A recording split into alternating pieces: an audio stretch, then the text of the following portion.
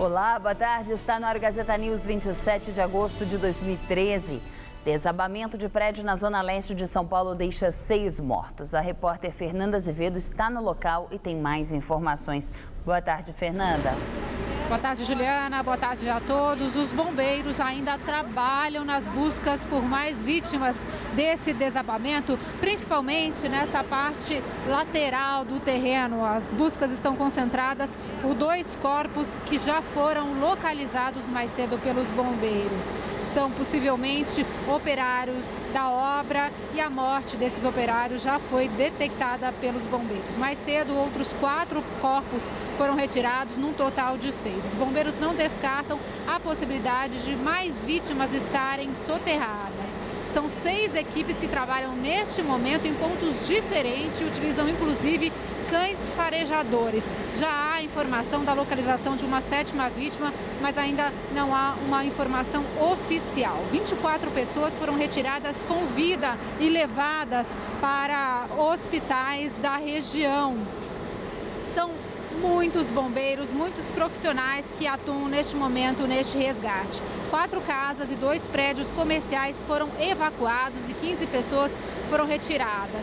E só poderão voltar após a avaliação de um engenheiro da Defesa Civil. Há pouco, o secretário de coordenação da subprefeitura, Chico Macena, esteve aqui e confirmou que essa obra estava irregular porque não tinha alvará de execução. A obra já havia sido multada em mais de R$100 mil em março.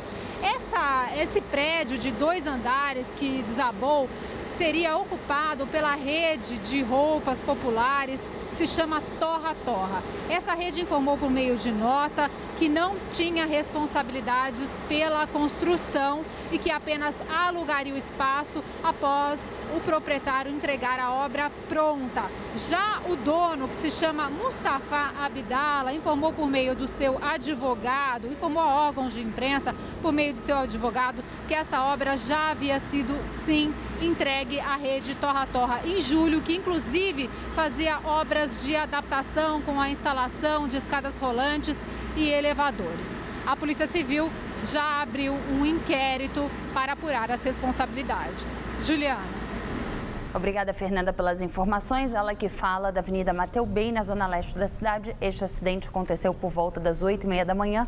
Mais informações sobre isso no Jornal da Gazeta.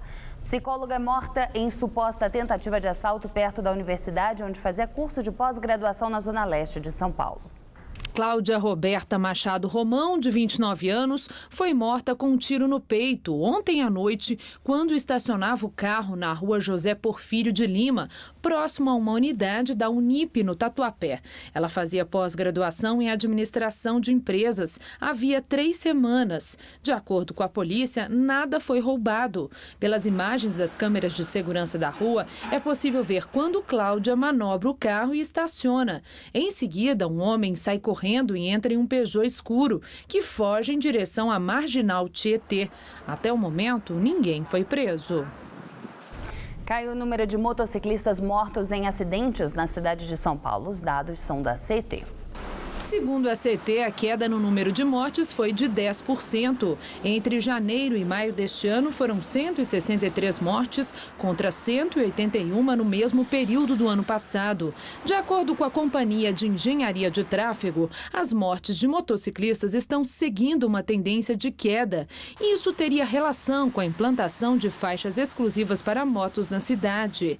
Apesar da queda, as vítimas em moto ainda são o dobro se comparados estes números com os outros tipos de acidente envolvendo veículos.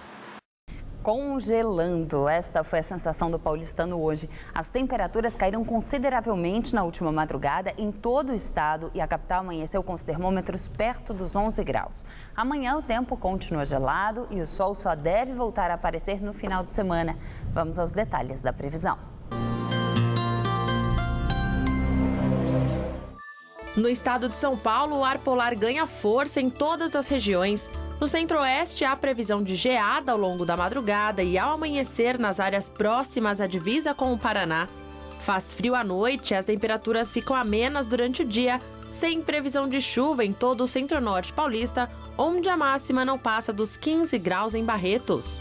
No leste do estado, o tempo fechado e chuvoso faz com que as temperaturas caiam ainda mais e pode garoar ao longo do dia. Na capital, quarta-feira gelada, mínima de 10 e máxima de 16 graus. Na quinta, o sol aparece entre algumas nuvens, mas não esquenta muito, máxima de 21. E na sexta, tempo firme, mínima de 10 e máxima de 25 graus. E nevou hoje em pelo menos 25 cidades do Rio Grande do Sul e também em São Joaquim, em Santa Catarina. A entrada de uma massa de ar polar associada à umidade favoreceu a ocorrência de neve no Rio Grande do Sul. Chamou a atenção dos meteorologistas, além do número de municípios atingidos, a intensidade com que os flocos caíram. Bento Gonçalves, na Serra Gaúcha, registrou 1,5 grau, com sensação de -3. Mesmo com frio intenso na cidade, a população foi para as ruas brincar com a neve.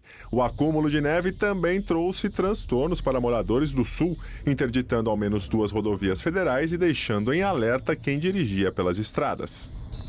A seguir, música Monobloco faz show esta semana em São Paulo.